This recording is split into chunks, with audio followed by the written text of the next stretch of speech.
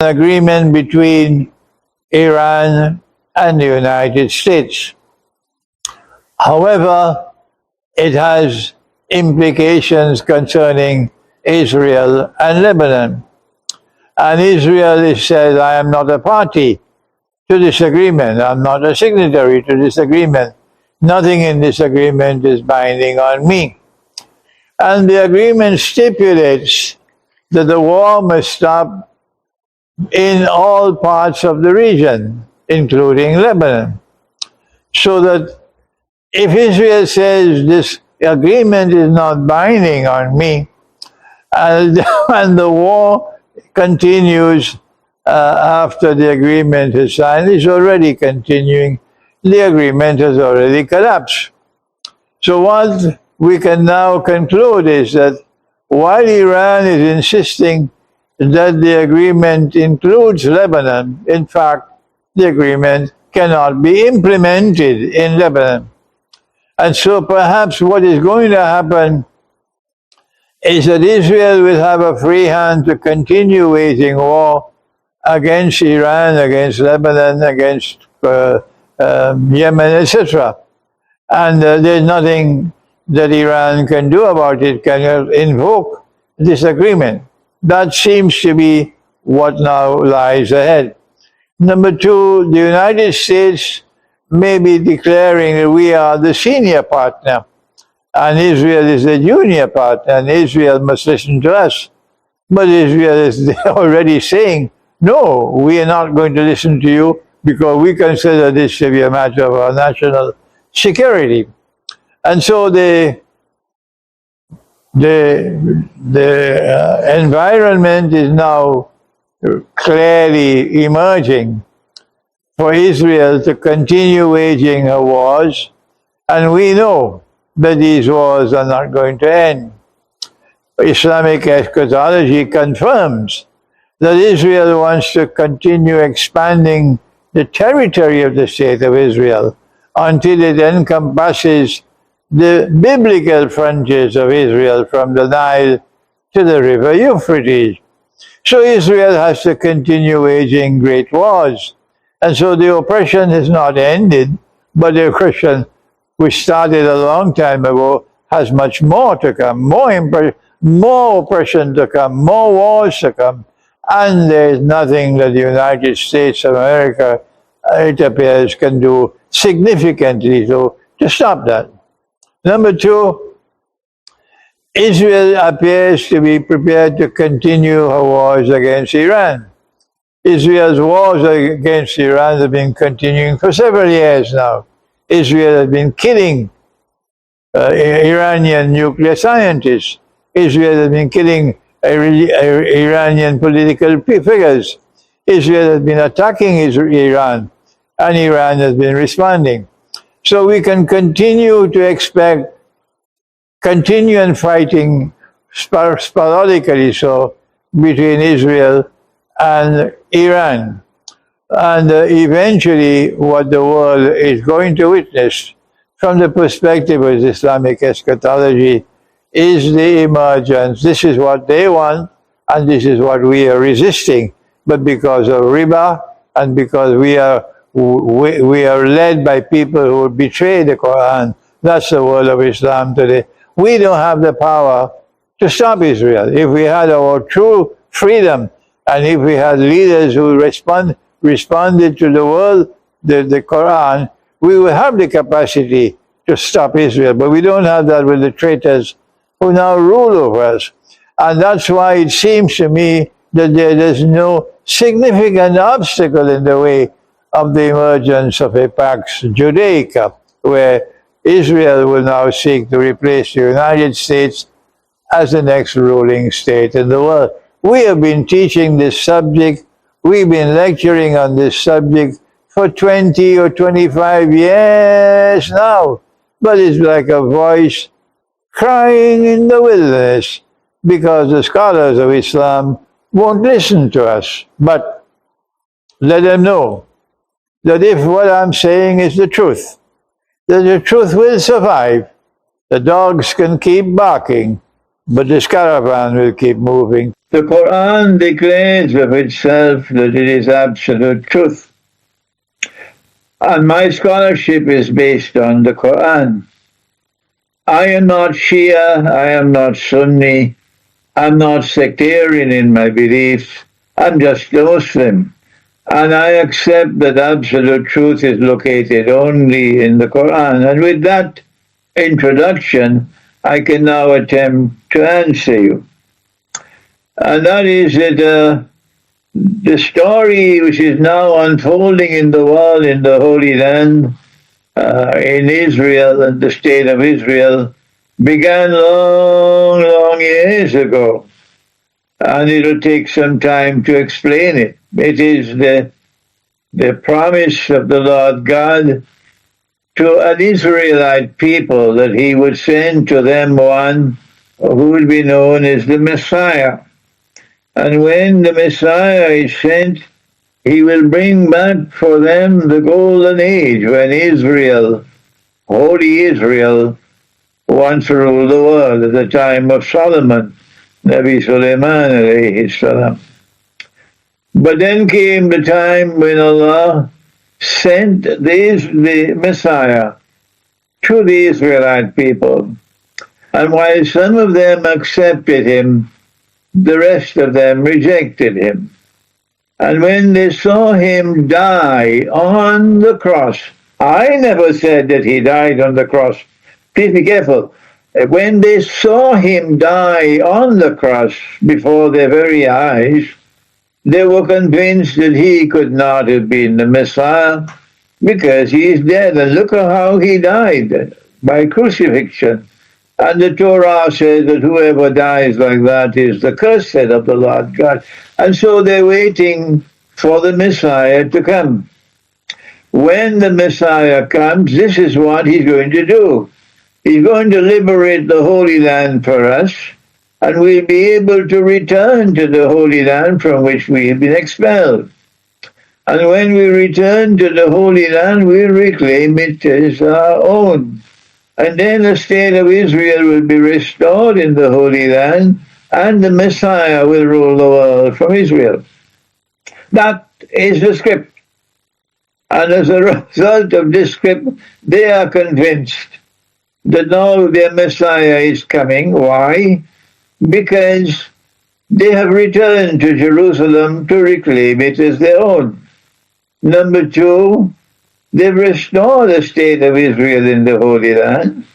And number three, as every American knows, that Israel now controls the United States of America with someone named Trump ruling from Washington. And as a result, they are in fact already on the way to ruling the world from Jerusalem. And therefore it should not be long from now before that Messiah comes. But the Quran tells us that Jesus, the son of Mary, was the Messiah. And when they rejected him, and they boasted of how they killed him and they crucified him, and they were convinced that he was not the Messiah, then Allah Most High created someone who would impersonate the Messiah. The Christian eschatologist says of him that he is the Antichrist. And Christians constitute a very large percentage of believers in the world today. And the Muslim knows him also as the false Messiah. It's the same person. It's not two different people. And so from the perspective of Islamic eschatology and of Christian eschatology, events are now unfolding in the world which will culminate with the false Messiah ruling from Jerusalem. But in order for him to complete his effort of ruling from Jerusalem, Israel has to replace the United States of America as the ruling state in the world. This is Islamic eschatology based on the Quran. The false Messiah comes with as a shadow. Inteliku ba'da uzu billahi minash shaitanir rajim. Inteliku ila zillin zi thalasi sharab.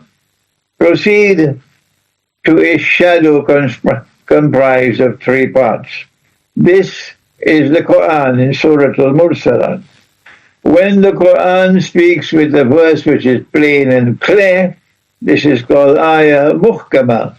But when the Quran speaks with a verse which must be interpreted in order to be understood, this is called ayah mutashabiha. We have the right to interpret the Quran. No one can stop us. No Maulana, no Sheikh, no Ayatollah can stop us from interpreting the Quran. But when you can interpret the Quran, please have 2 peanuts worth of common sense that only Allah can confirm that an interpretation is correct. So we should not divide ourselves into sectarian movements on the basis of interpretation. That is false, that is nonsense.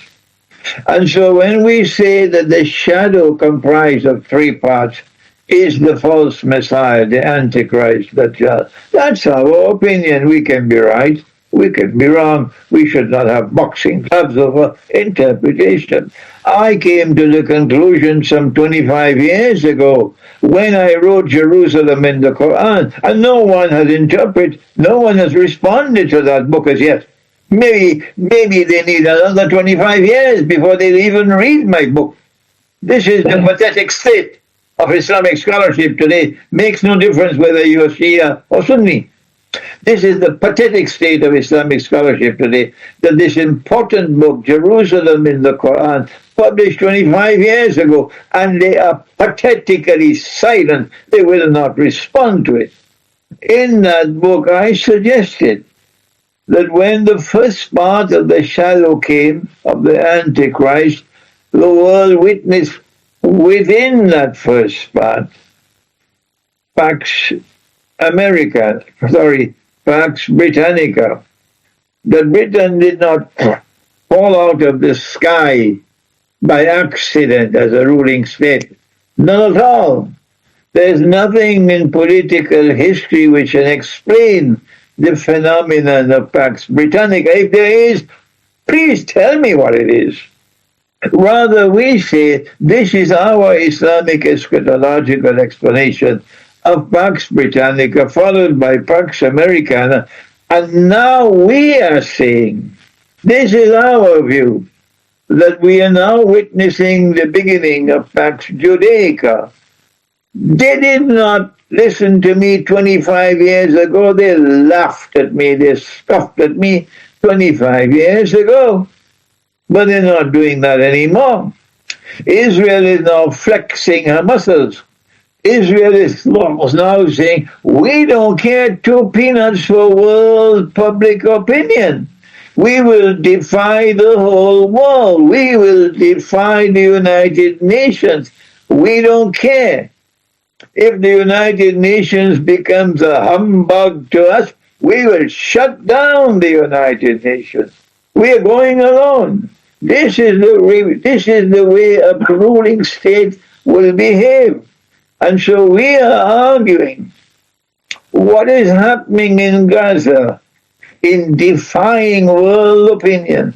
What happened when Israel attacked Iran to try to destroy Iran's nuclear plants?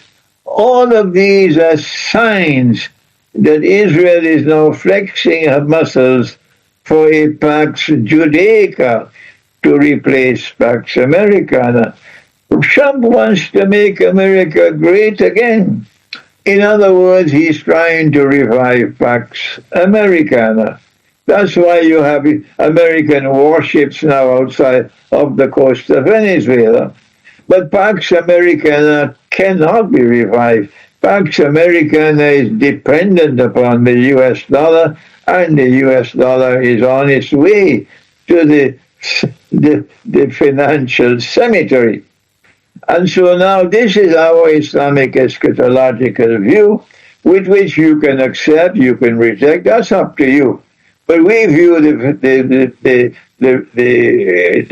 world today as one in which Pax Judaica is now making its appearance, and we are looking forward now to see a future where eventually Israel will be ruling the world from Jerusalem, But that can only take place after the Great War, Well, because Russia and China on the one hand and modern Western civilization on the other are the two heavyweights in the world today.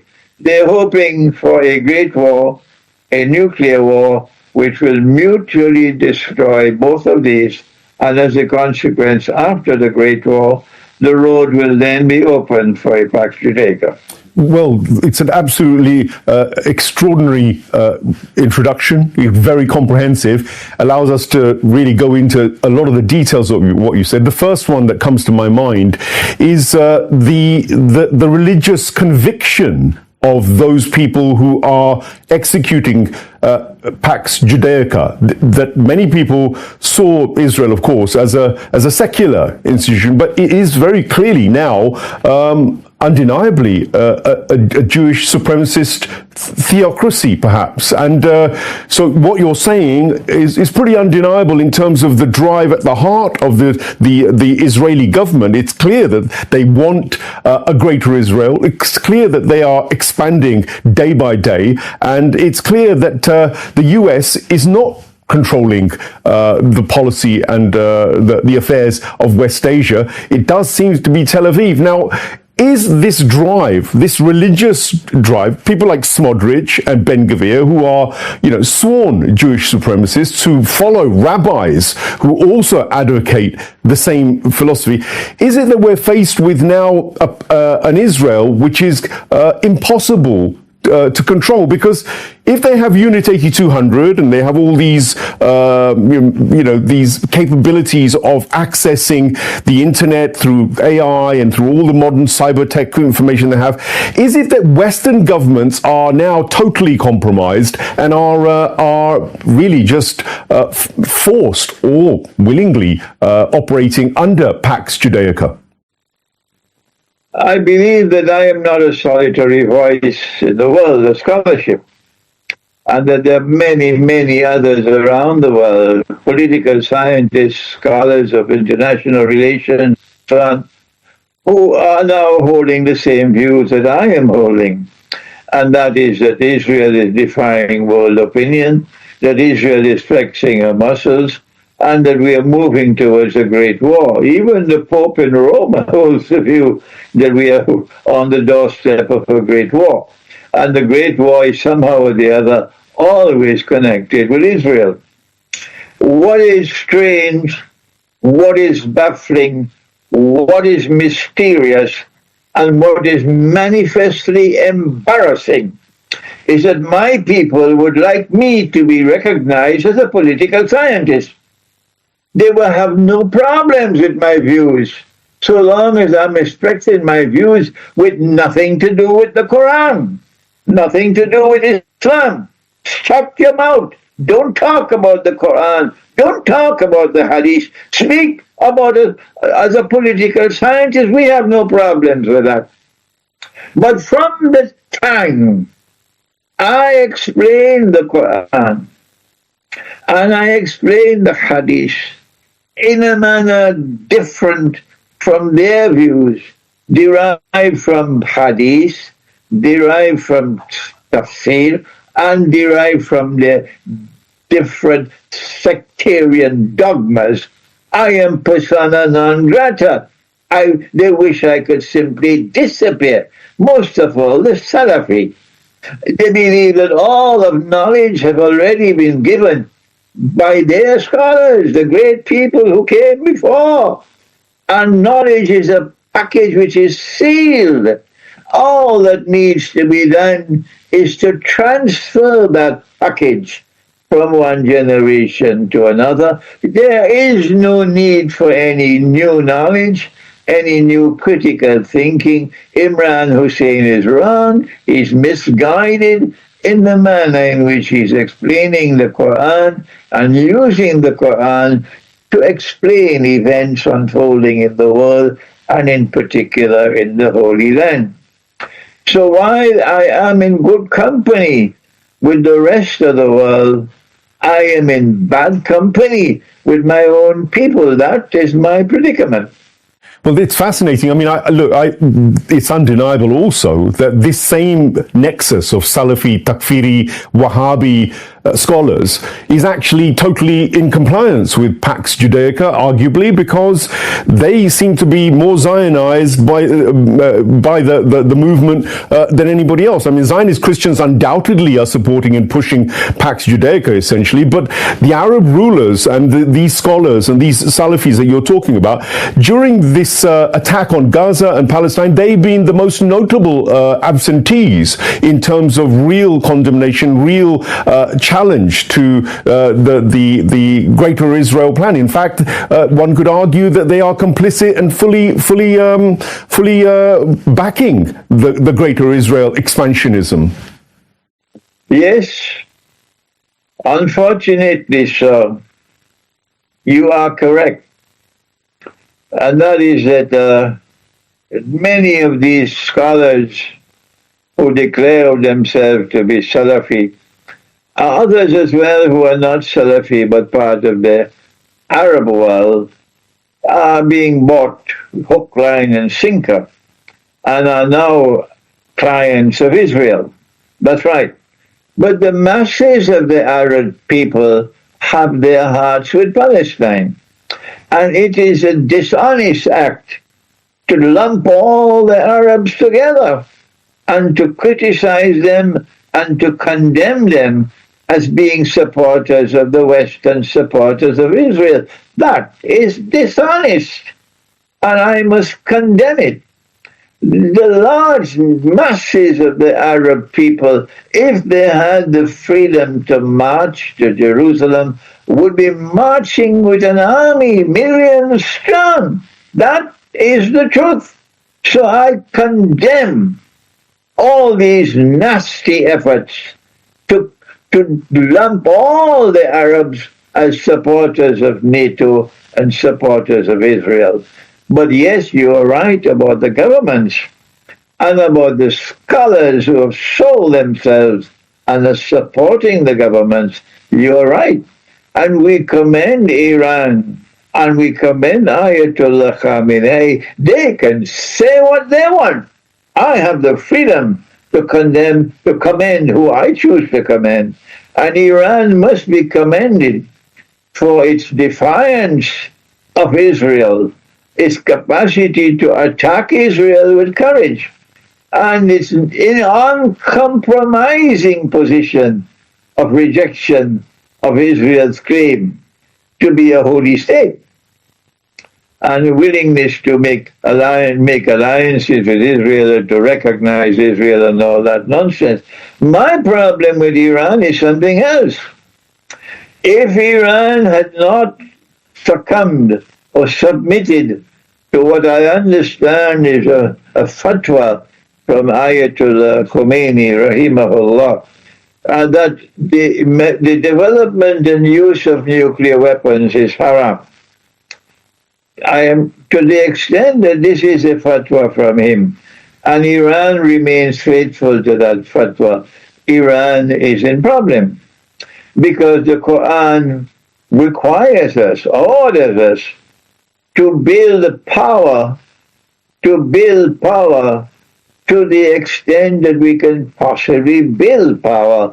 For what purpose? The function of power is turhibuna bihi aduwallahi wa aduwakum, that your power might function as a deterrent. Pakistan correctly developed nuclear weapons in order to function as a deterrent. Korea correctly developed nuclear weapons in order to function as a deterrent. Pakistan is still alive. Korea is still alive. Without nuclear weapons, Pakistan may have disappeared already. Korea would have disappeared already. The Soviet Union developed nuclear weapons as a deterrent. And as a consequence, the Cold War ensued for so many years. They were not willing to wage nuclear war against the Soviet Union. If Iran had withdrawn from the Nuclear Non-Proliferation Treaty And if Iran had developed a nuclear deterrent, Israel could not have attacked Iran.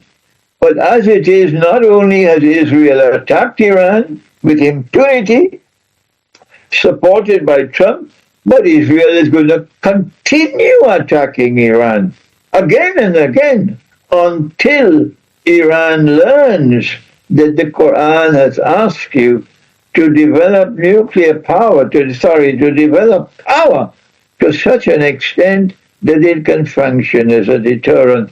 I wish that Iran will wake up and change that, turn away from that fatwa and develop nuclear weapons. But first of all, you need to withdraw from the nuclear non-proliferation treaty. Well, the Quran certainly talks about readying your steeds of war. That's a verse that I'm familiar with. So readying the steeds of war at the same level as your opposition seems to be a no-brainer. I kind of have to agree with you. But the Israelis have at least 90 and some say 400 nuclear weapons, most of them probably aimed at the Islamic Republic of Iran. So that's probably another good incentive to say, yes, nuclear weapons are a necessity. But coming back to that sort of leadership in Tel Aviv and their intentions, do you really think that they are ready to unleash nuclear Armageddon? Are they of the mindset and the psychology, having seen what we've seen in Gaza,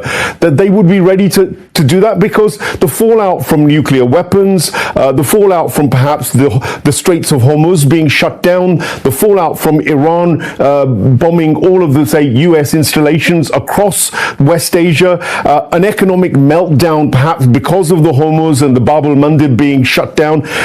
Is that something that Israel is unconcerned about, that they would go ahead with this kind of nuclear Armageddon?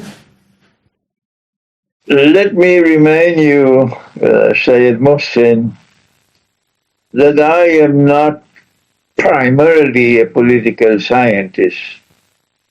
I am primarily someone who is teaching the Quran, and that is what is causing problems. My people do not want me to use the Quran to explain the world today. Imran, stop what you're doing. They will always try to find a way to turn away from the Quran and make it a political discourse. Whether Israel has 400 nuclear weapons or not is not relevant really to me. I am concerned with the Quran, and this is what they don't want me to do. Sure. The Quran says, وَعِدُّ لَهُمْ مَسْتَطَعْتُم مِّن قُوَّةٍ. Build power to the extent that you can possibly build it. This is Surah Al-Anfal. And the purpose for which power is to be built is تُرْهِبُونَ بِهِ عَدُوَّ اللَّهِ وَعَدُوَّكُمْ, that your power will function as a deterrent. And therefore I have a problem with that fatwa. But that is what Iran does not want me to talk about. I wait for the day when Iran would recognize that they need to build power to the extent that it will deter Israel. Israel is not bothered. Israel will keep on attacking Iran. Israel does not attack Pakistan. Why? Pakistan is a nuclear power. How come they don't attack Pakistan? Why? Because it's not the Islamic Republic of Pakistan. It is the American Republic of Pakistan. The whole world knows that except the Chief of Staff of the Pakistan Armed Forces. So Iran is not the American Republic of Iran. Iran is sincerely resisting Israel. And that is why they are attacking Iran. And they will continue to attack Iran. Whether or not they will have to bring down the whole world economy, that an attack on Iran could result in the destruction of all the oil installations in the Gulf. An attack on Iran could eventually cause the Straits of Hormuz to be blocked. If that happens, the world economy can collapse. Israel doesn't care, but Iran does care.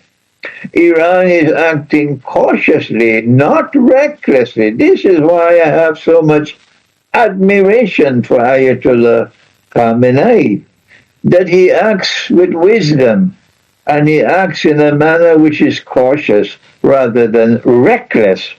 So I don't think that Iran would so easily block the Straits of Hormuz.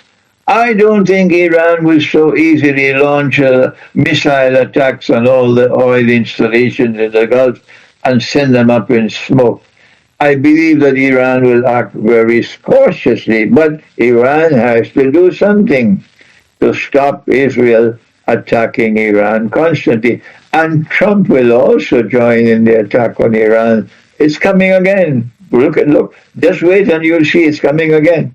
Well, coming back to your actual area of expertise, as you've hinted several times, I keep taking it to the political, geopolitical, and thank you for answering that question pretty thoroughly. I think that there's this question of eschatology.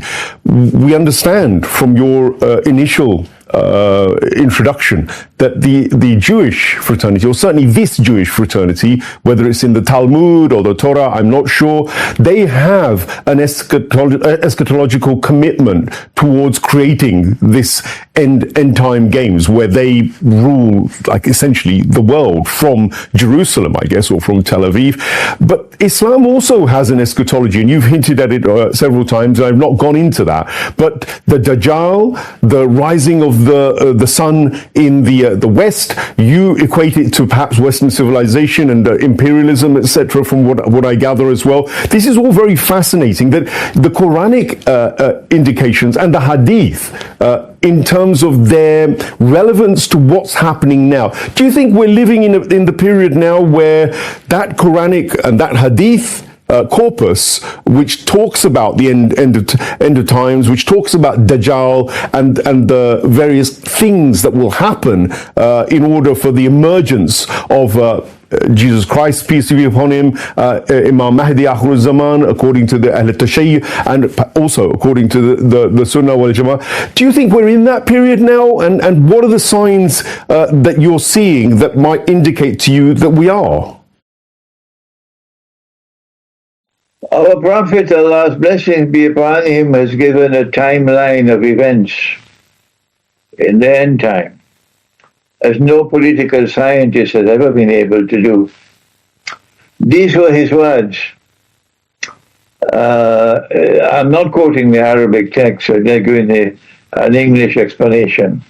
When Jerusalem is center stage in the world, and Medina is in forlorn desolation, then the next event that the world can expect in that timeline of events is the Great War.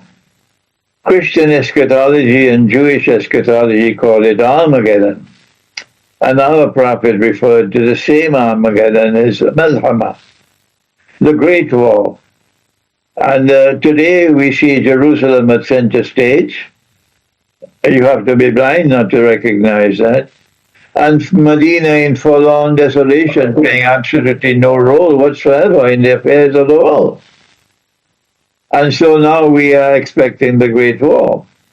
And I am of the opinion, of course, I hope I'm wrong. I'm of the opinion that the Western world, which has been acting in proxy in fighting Russia in Ukraine, it's actually a war between the West and Russia, not between West and Ukraine. Ukraine is a guinea pig. That war is now winding down. And it is becoming plain and clear that the West is losing the war. I don't think that the war is going to continue until Ukraine has to surrender. And Russia is triumphant in that war and accepts the defeat and surrender of Ukraine. I don't think that's going to happen. But we don't have long again before Ukraine will not be able to fight anymore. I am of the opinion that they will not allow that to happen, that they prefer a nuclear war to save face rather than to face defeat in Ukraine. So we may not have more than a year or two, perhaps, left before something will be done to provoke the Great War. I hope I'm wrong.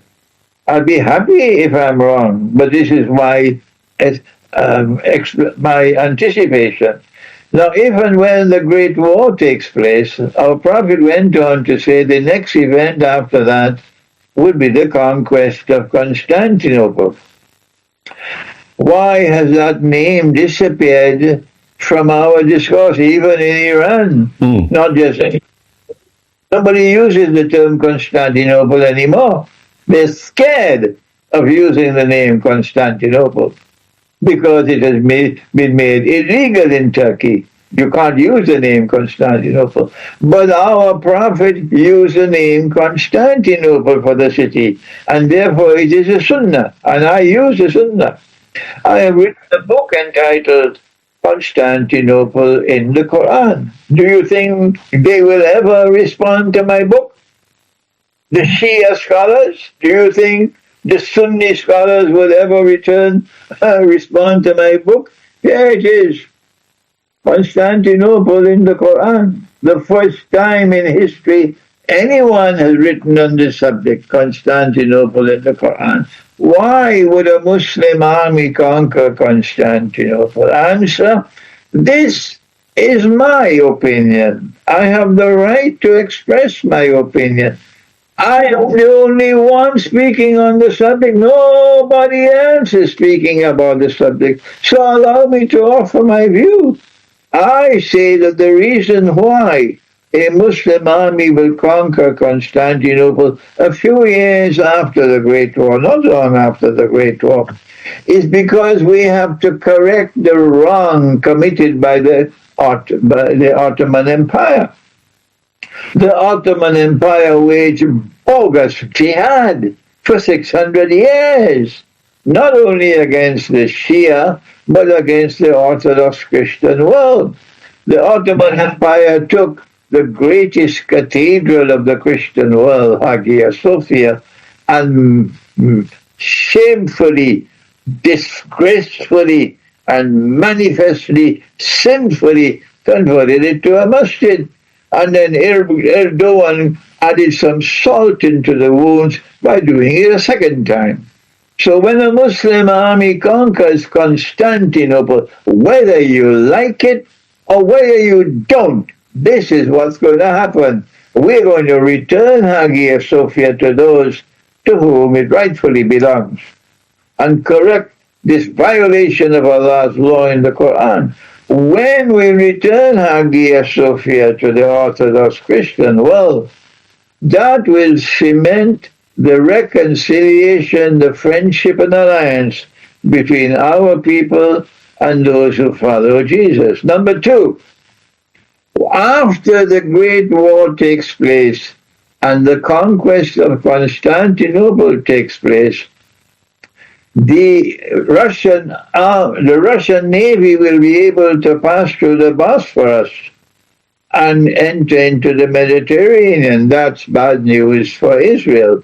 Number three, when we conquer Constantinople, the name of the city will be returned to the name of Constantinople because that's the name our prophet used. Number four, when we conquer Constantinople, then all those Christians who were driven out of that land where they lived for thousands of years, driven out by the Ottoman Empire in the Armenian genocide of 1914, I think it was. When we conquer Constantinople, all the Christians, the Greeks, the Armenians, whoever you were, who had been living in that area and who were driven out unjustly will be allowed to return. When we conquer Constantinople, Muslims and Christians will share the city, and we will teach the world how we can live together in fraternity. The Prophet then went on to say, after the conquest of Constantinople, the next event that will occur would be when Dajjal will appear in person, the Khuruj of Dajjal. And so, Sayyid Muslim, we are indeed living in those times at this time. How fascinating. I think there's probably a whole program that we need to do which actually looks at the eschatology in even more detail. Clearly, we're not going to be able to cover it in this time, but you've given us a great sort of look into the crystal ball, a prophetic crystal ball, no doubt. And what your assertions are definitely something that I've read across various hadith, and I think the scholars will affirm those. From the Shia eschatology, I know for a fact there's a strong emphasis on the reign of Dajjal,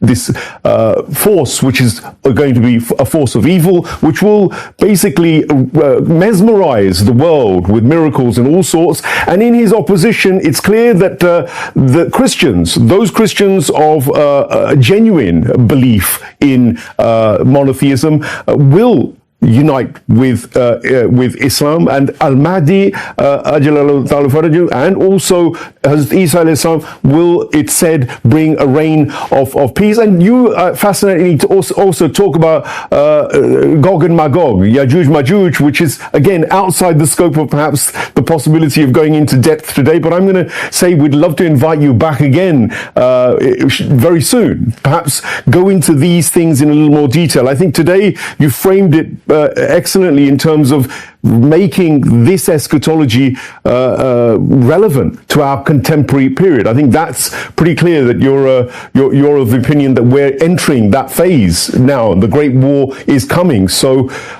we got to brace ourselves. Just a final conclusive remark from you, if there's anything that you'd like to put forward, Sheikh Imran, before we conclude. I would like to share with you that I have found it a very pleasant experience. I was in Qom in Iran, and I had 40 Iranian scholars of eschatology, but they didn't consider themselves eschatology. They call it ilm al-Mahdawiya. And these 40 scholars, and I was the only Sunni from the Sunni eschatology, and we had a session lasting about 3 to 4 hours. And there was someone translating from Farsi to English. But it was a pleasant experience.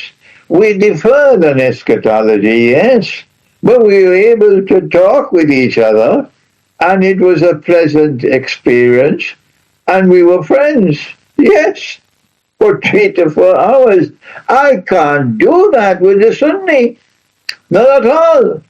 If I were to attempt to speak with the Sunnis on the subject of eschatology, they'd probably end up throwing stones at me.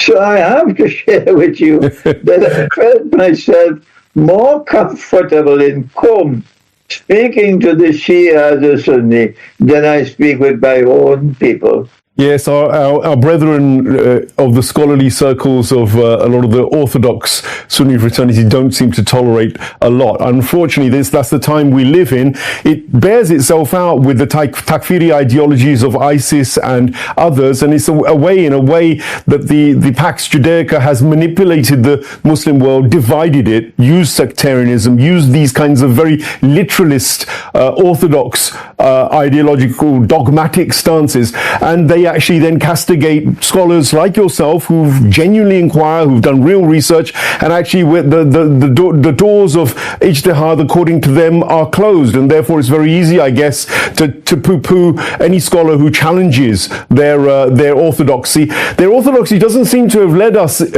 anywhere nice, because you have a powerless Muslim world, as you rightly said, and one which is really a puppet and a slave of Pax America, and now you're saying Pax Judaica, and they seem to be quite willingly, happily going towards enslavement. The Great War perhaps will shake them up. One doesn't know, but we value your research, Sheikh, and we'd love you to come back, and perhaps we'll get a Shia scholar and maybe a Sunni scholar to sit down with us. And you recently, I noted, did it with two of my Jewish friends, my rabbi friends, Rabbi Beck and Rabbi Haim, who you entered into. I haven't seen the full video, but I'd love to understand what their version of the Jewish eschatology is around all this, because they're very anti-Zionist and they're very anti the whole notion of Israel.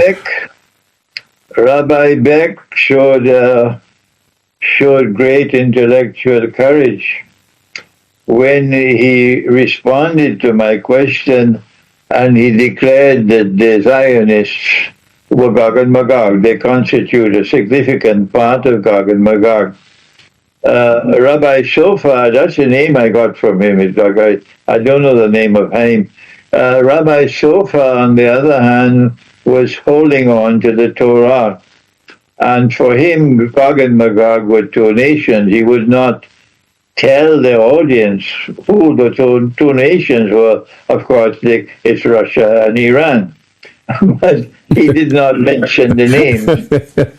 Interesting. That's an interesting one. Maybe I'll bring them onto this show and we can go into more detail on that one as well. But thank you so much for that kind of erudite and very wide-ranging analysis, but also introduction to the eschatology of Islam. We didn't really have time to do full justice to it because there's so much to unearth around this subject, and you're probably one of the only people who absolutely specializes in it. So we thank you for your joining us and giving us your knowledge. And I'm going to